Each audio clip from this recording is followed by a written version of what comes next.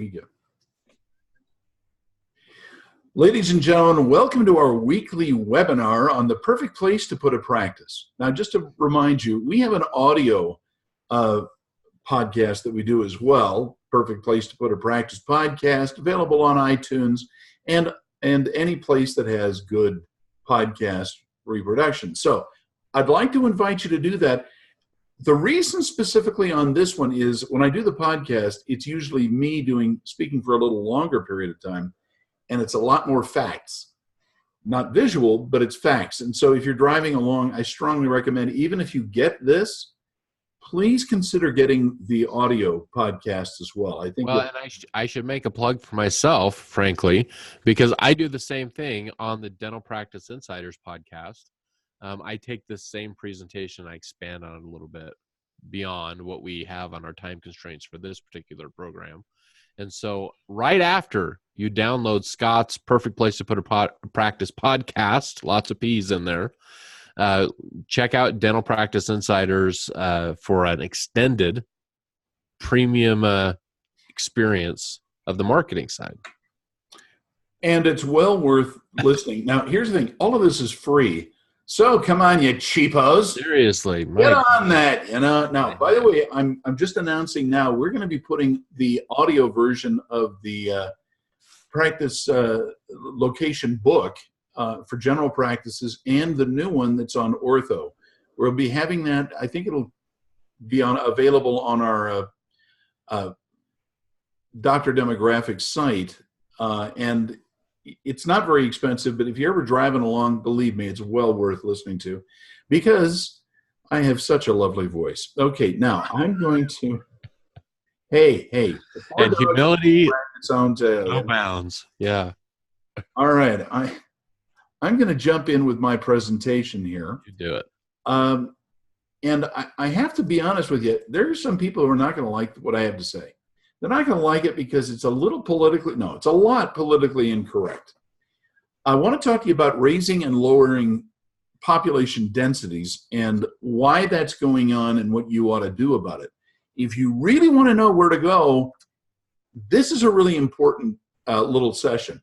Public policy in cities are demanding you make a choice between the ideal office with more density or less. Now, there's a big thing going on that everybody is saying the cities are the place to go. You got to go to the downtown. Cities, high density is the place to put a practice. And you know what? It isn't true. In other words, it's not only a myth, it's a lie that's going on. And in fact, what we're seeing is that the suburban and even high density rural places are showing much more potential for professional practices. So let me kind of explain what I mean. If we look at rural versus in suburban, most of the production, and I'm talking about healthcare production in the United States, is really happening in the rural and suburban sites.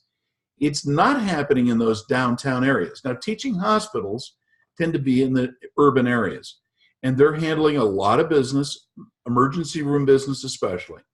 That's great.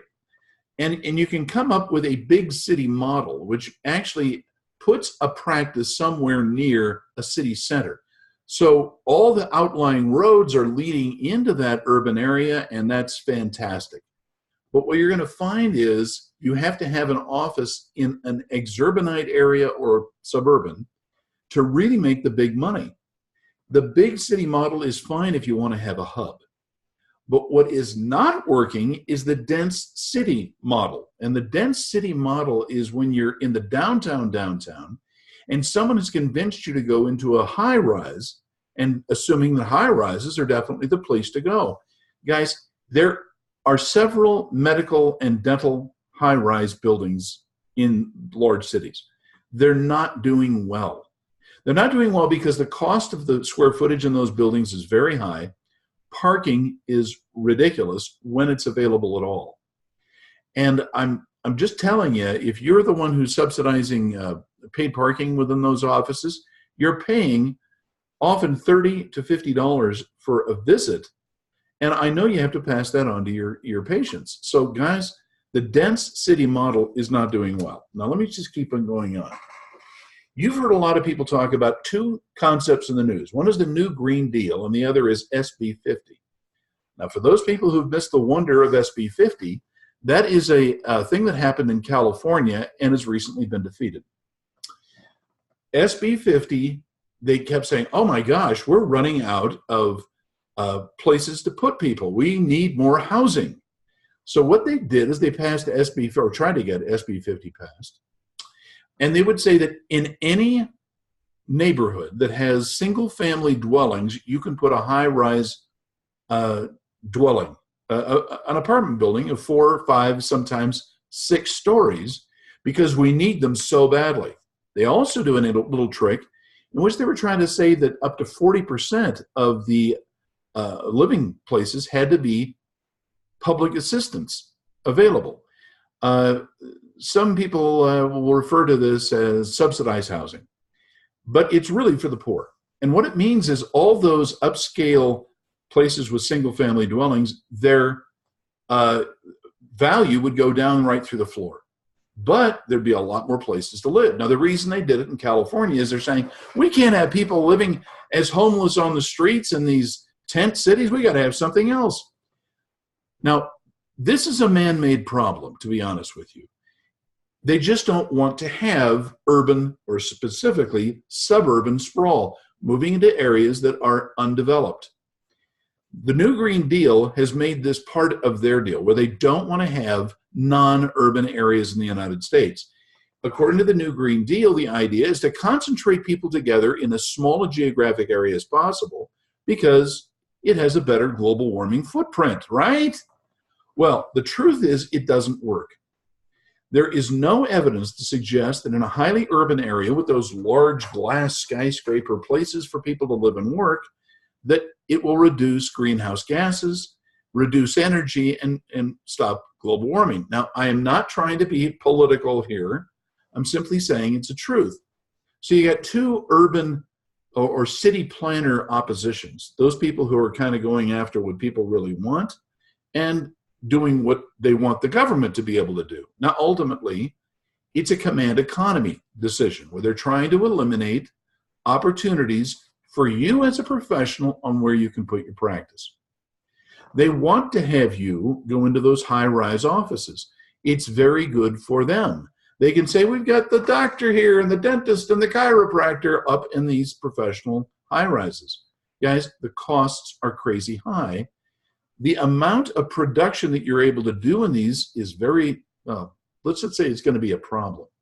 So ultimately what they're trying to do is to take away your options of where you can put an office and how communities develop. Quick little story. My daughter, my youngest daughter, just got back with her husband of a tour of China. Now, they're performers. They sing, they dance, they do all these things. And they're very talented people. But they got a tour of China. What they said is, we walked into these beautiful malls. My gosh, these malls are fantastic. Nobody's there because no one can afford the commodities, which they carefully dust every day. And this street has big parades, and it's like Disneyland on this street. But if you look just beyond the wall, there's poverty like crazy, and everybody's crammed together in substandard housing. They do this because it's very good for the government regulators. They can collect taxes well, they can charge what they want. And the thing is, in the United States, we have a lot of people who want to take that Chinese model of very high density dwellings as well as professional space. And guys, I'm telling you, it's not working.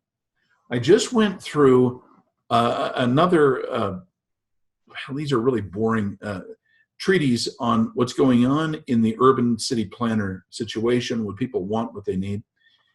Here's the bottom line. What do patients want will determine ultimately how successful your practice will be.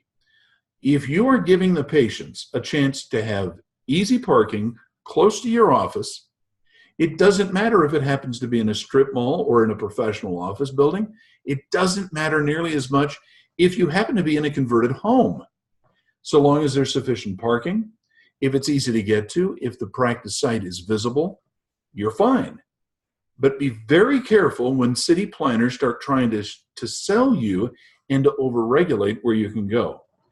Ultimately, what doctors want are patients. Don't be inclined to assume that what doctors really want is to go along with some urban plan. Guys, every time you hear of an urban plan, run the other way. Now, let's take a couple of key studies here. New York City, everybody assumes, is one big dense city. It's not. The 5 boroughs and Long Island, they're actually mostly suburban. There are parts of it, particularly in Manhattan and Midtown, for example, where it's very, very dense. That is what kind of the people are used to, and it's how the subway system has been set up. Don't try to have parking in downtown Manhattan. However, if you don't have parking and you're in Staten Island or you happen to be in Queens or Brooklyn, you're kind of missing the boat. But that's the extreme urban area. If you go to a city like Philadelphia, which is a very big town, people still want to have that lower density feel about your office in being able to accommodate them. Everybody's talking about how Austin is growing. Ooh, Austin's fantastic. It's great. Look, I love Austin. But if you didn't have a Pflugerville or a San Marcos or a Georgetown, in order to kind of relieve the pressure downtown, Austin wouldn't be doing so well. Granted, they just launched the new headquarters building for Apple in Austin, and that's going to do very well. And I'm not saying you shouldn't try to locate your practice somewhere near it. However, the truth is, the way people want to go to a doctor is often built upon the mental predicate of what's going on in a suburban location. The same thing is true of Atlanta. Atlanta does have a very urban downtown, but if it didn't have the areas, the Alpharettas around it, guys, Atlanta would not be a reasonable market, and you certainly wouldn't have an easy time practicing. Now, if we're taking Atlanta as an example, what a lot of people do is they'll have a very small downtown presence and satellites in the outlying areas near the interstate. Las Vegas is a good example because what you've got in Las Vegas is, you got the Strip, but for the most part, Las Vegas is a small town, and it's successful because it has not lost the small town feel. Henderson, Summerlin, those areas around it are fantastic because you can still feel like a regular person and commute into an office as necessary. But for the most part, Las Vegas is a good example of single cars, private vehicles, that allow for people to get where they want to go. Now, the last case study I want to bring up here has to do with San Francisco. Now, San Francisco used to be a family town. It used to have, believe it or not, some suburbs in it. And there are a lot of people who are trying to get rid of any sense that you can have a private home in San Francisco. The cost of housing has skyrocketed for one reason. They won't allow development. There are plenty of places within San Francisco, which is both a county and city, as you probably know, that can accommodate practices and dwellings, but because of a certain politically correct ideal, they're trying aggressively to eliminate them. And I'm just saying, guys, whenever that happens, keep your hand on your wallet because they're coming for it. Couple of quick things. Now, guys, I look at every dental practice type there is. Yes, I do look at high-rise professional offices, and there are some cases in which it's a reasonable thing to do. Rarely, but it's possible. Most of the time, what we're looking about are those other 4 models, and that's the professional center. And I still am seeing very good success with those people who want to own their own pad, meaning literally a pad that you build on to accommodate the kind of practice layout you want. Guys, I still see that as a strong model. The strip mall model, of which you have parking and shopping very close together, I still see as a very good idea. We have still a lot of people who want to have a standalone office. And the reason that they do it is because, first of all, it's a very good return on investment if you choose the right place. Very good cost efficiency. But also, people kind of like the idea because your standalone building is going to be a manifestation of you and your practice. Yes, I deal with a lot of people who want to have multiple standalones or strip mall locations, and our job is to evaluate what they're looking for. We can help you with that. Don't assume that there is one size that will fit all. In fact, as we look at places in the East Coast, I do a lot of those in upstate New York, for example, and even places in Florida. Converted homes that have been around for 100 years can make a fantastic cost-effective office. I'm just saying, guys, don't be afraid to look at that, which is an alternative location. And remember, it's what the patients want that should be your guide and what's reasonable for you to want.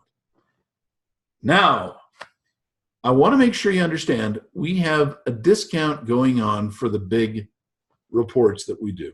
It's Buttercup 100. Guys, please take advantage of that discount. We are not going to keep this going. So if you have any desire of doing a best sites report, for example, or especially if you've got multiple practice sites for a practice viability report, guys, Buttercup 100 is going to be your new sweetheart. Now, let me remind you, make sure you get the audio podcast for a perfect place to put a practice. Mike, your podcast is called The Dental Practice Insiders. Dental Practice Insider. Yep. And I'm sure it'll give you tears in your eyes because it's. Oh my gosh, absolutely. Yeah. All right, Mike, are you ready to take it? I'm ready. One comment that I'll make, kind of transitioning into my presentation, is that I had this conversation with the doctor just yesterday on the topic you're talking about. He was in a high rise, and we were evaluating, the other options. And it's really critical that you get good advice when it comes to this, because it is very geographically different depending on where you're at on what's going to be the most advantageous to you, because it's not just the building and location, it's the traffic, it's the other buildings around you, it's a variety of things that frankly can have a tremendously big impact on what you're trying to do. So again, it's very important that you get the right advice when you're putting that together. So let me just get my presentation up here. For some reason I'm not seeing my PowerPoint. While he's doing that, by the way, I ought to tell you, Mike threw me under the bus this morning, which was just hilarious. I didn't throw you under the bus. I never throw you. With a client, he said, yeah, Scott's making me do this. I don't know if I really want to do this. Just thought I'd throw it out. Mike, so here's the thing. I do throw Scott under the bus sometimes, but frankly, he's of an age that, a lot of times he doesn't recognize that that's what's happening. Abuse the elderly, Mike. That's a good, thank you. When you're looking at practice location, one of the biggest questions we get is signage. Signage is something that it can, frankly, make a huge impact on your practice. I'm always shocked how often we have doctors that are tucked away back in a building, and most of the population doesn't even know they exist. One of the things I like to do when I go and visit practices throughout the country is I actually like to stay in an Airbnb rather than a hotel when I go to the area. And one of the reasons I do that is so that I can talk to the host family, and I ask them, do you know about this practice? What do you know about this practice? Do you know where they're located? That kind of thing.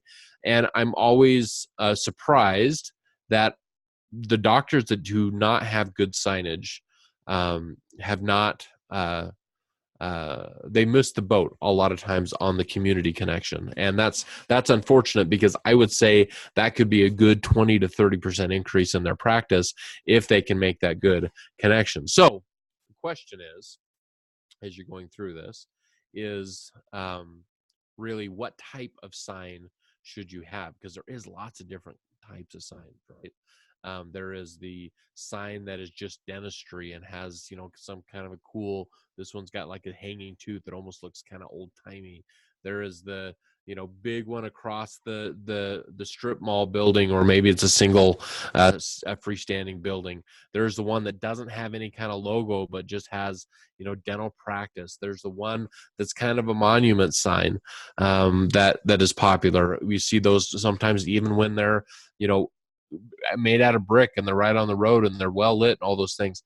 The challenge is that not everybody has the same opportunities for your location. Now, I actually took this picture from Scott. We actually go hiking sometimes, and I grabbed this picture from Scott, and he actually carries these around all the time, and I don't know why, but he is always trying to tell people to thou shalt know the demographics. And I think that that is not only, this is a really offensive picture, but it's also very, very true.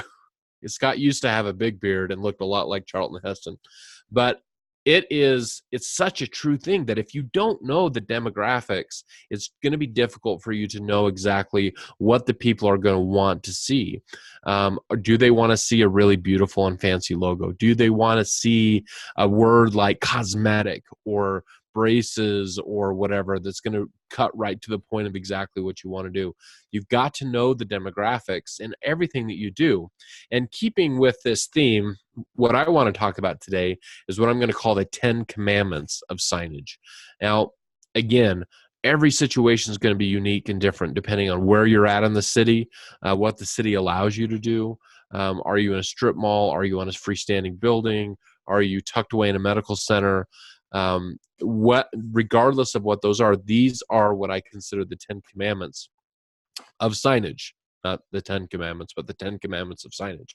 So let's kind of walk through those and look at a few of the things as far as what I consider to be really important. And when you're looking at your signage, you've got to A, look at how well you're adhering to these, and B, look at your opportunities. So the first one is that thou shalt look at your outdoor opportunities from every angle. It's shocking to me how often practices will do this beautiful sign, but it's really only beautiful from one spot. And so they miss maybe the other side of the road's traffic, or people coming from this way or that way, or they've spent a lot of money on like their window looking fantastic, but there's no actual street signage. And so it's important to look at all the opportunities that you're going to have for your practice and from every direction that the traffic may come. Now, if you're on a corner and you've got streets going 4 ways or 3 ways for your practice, you've got to look at what is your opportunity for you to capture the eyeballs of every person coming each of those directions, and be strategic accordingly. You've got to make sure that people have an absolute clarity when they're looking at your practice and what it is. Now, commandment number 2, thou shalt follow your city and landlord's rules for permanent signs. When you're investing, and let's be honest, signage is expensive, especially a beautiful monument sign.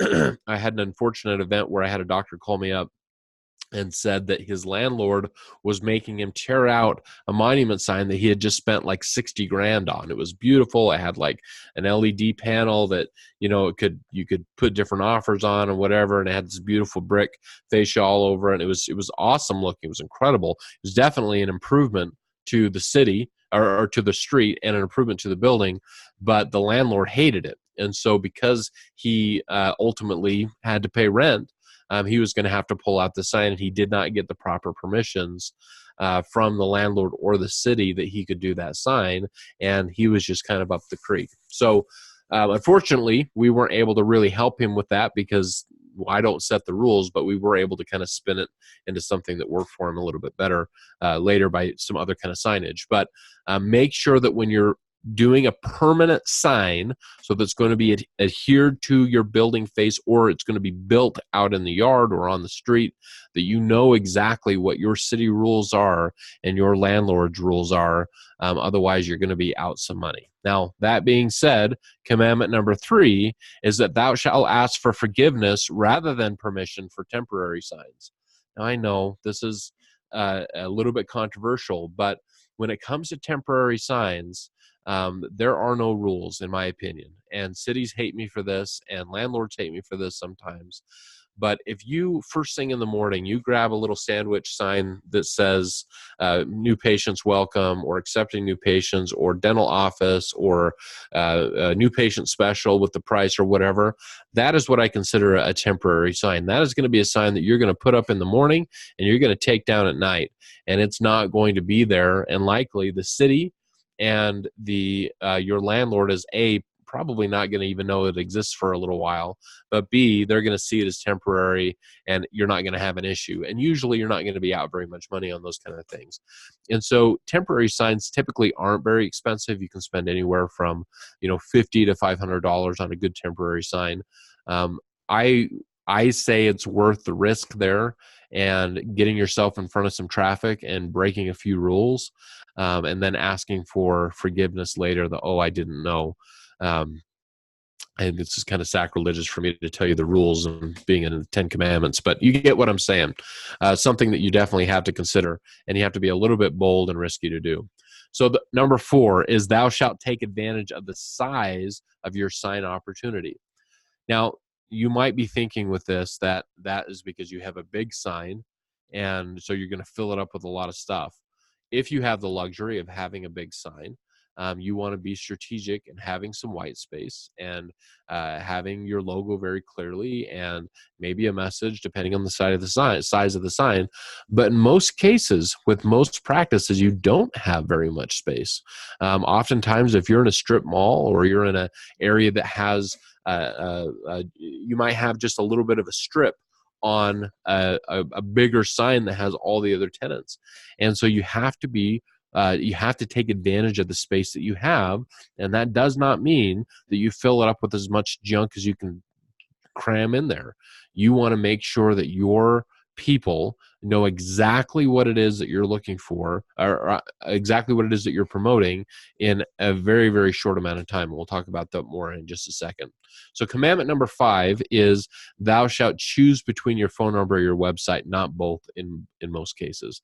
I found that it's just a little too much to expect somebody to gather both of those things. The strategy, and again, I was just talking to a doctor yesterday who has a billboard, and we were talking about the billboard and how much it's converting and that kind of stuff. And he had mentioned that he only gets maybe one phone call a month from the billboard.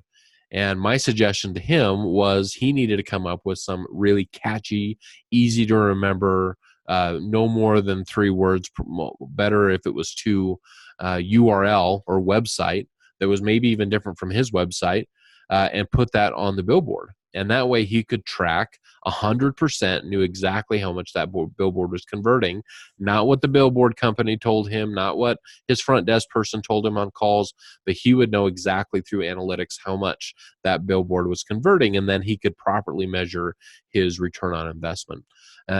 I have found that if you put both your phone number and your website, usually it's a little bit of duplicity. You don't need to do that.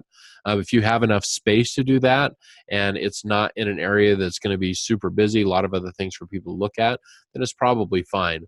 But for most of you, I would say 80% of you, I would pick one or the other to put on that sign, if at all.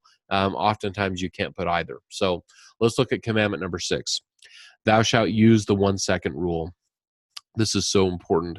If somebody can't decipher what you're trying to tell them in that sign in less than a second, then you've got too much stuff going on there. If your logo is so complicated, and I'm sure it's fabulously beautiful artistically, but if it's so complicated that they can't quite figure out what it is that you are or who you are, or the words that you put on there doesn't clearly demonstrate exactly who you are or what you're looking for, and it takes more than a second, they're gone. You've lost them. Matter of fact, 1 second is the max. They're probably only going to give you a quarter of a second on that. And so you've got to make sure that they know immediately exactly what it is that you're trying to communicate in that sign in less than 1 second. Okay, commandment number 7, thou shalt be boring if you must. Again, it goes back to always the default is that people want to jam as much stuff as they can in every possible quarter inch of that signage, from pictures and logos and slogans and all this stuff. People can't process that much. They're not going to give you that much attention yet. And so at that stage, when they're just looking at your sign, be boring. Put your logo if it's simple. If it's not simple, be even more boring than that and just say dental office or new patients welcome if it's a temporary sign. Something that's very boring, that's not necessarily exciting for you to look at. Wow them once they get through your door, but be boring if you must to at least get their attention and your message across successfully. Okay, let's look at, what are we at? Number 7. I don't know my Roman numerals very well. Thou shalt be consistent with the rest of your marketing and imagery. I don't know why this happens, and especially this happens with practices that have changed hands a few times. But oftentimes, what's on the sign outside looks completely different than what's on the website, or what it looks like when you walk through the door. And that's because people have changed logos, or the doctors have changed hands, or whatever. Somebody had this opinion, someone had that opinion. And what happens is that because permanent signage is expensive to change, they think, oh, we'll get to that at some point, and then they don't. I've walked into offices that I think I'm confused, and I'm even know where I'm going. Make sure that your logo is a consistent message, especially if you're doing something like Facebook advertising that includes your logo and your colors and that kind of thing. Make sure that that's consistent with what they see on the road. If you're in a high traffic area, it can be an incredible benefit to have somebody see you online, see your ad on Facebook, Instagram, whatever, and then be driving by your sign and make that mental connection. Again, doesn't take a second. They even do it faster. Oh, I know exactly who they are, and now I know exactly where they are. That's why that's so important. Okay, number 9. Thou shalt use simplicity in colors and message. Don't go crazy. You never use more than 3 colors, and 2 if you can get away with it. That is just the way the brain works. And no, it's not artistic. No, it's not beautiful. But yes, it will be more effective, and it'll be easier for people to process exactly what you're saying. With your message, again, you've got to simplify. It can't be a big long sentence of 5 or 6 words. It's got to be 3 words at max. They've got to know exactly what it is that you're asking from them. They've got to know it and be able to decipher whether they need it or not. Okay, final commandment in my qualified opinion is that thou shalt get an opinion of a non-invested third-party professional for your sign. Don't send it to your mom.